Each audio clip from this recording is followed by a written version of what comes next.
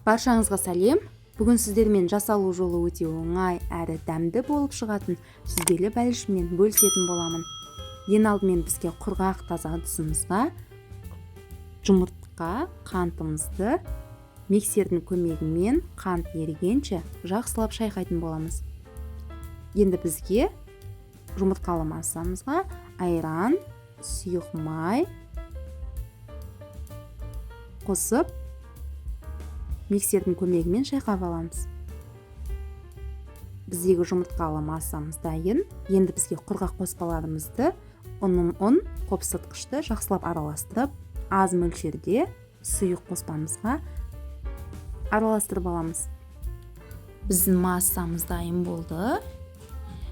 Видеода көрсетілгендей сұйықтықта болу қажет. Енді бізге салмасын дайындау қажет. Ол үшін сүзбе, қант ұнтағы, жұмыртқа.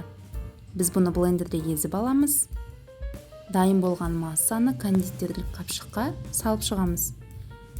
Біздегі сұйық массамызды 20-30 формасындағы ыдысымызға құйып, орналастырып шығамыз. Міне бізде дайын болды.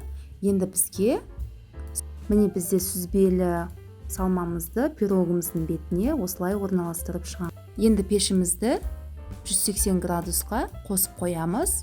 Біз 40-45 минут пісіреміз. Бізде пешіміз дайын. Енді пирогымызды саламыз. Біздегі пирогымыз дайын болды. Пирог өте жұмсақ, дәмді болып шықты. Пирогтың бетіне өз қалауларыңызша қант ұнтағында әсемдік үшін себуге болады. Енді ол өз қалауларыңыз. Пирог өте жұмсақ, дәмді болып шықты. Егер ұнаған болса, каналыма тіркеліп кетіңіздер.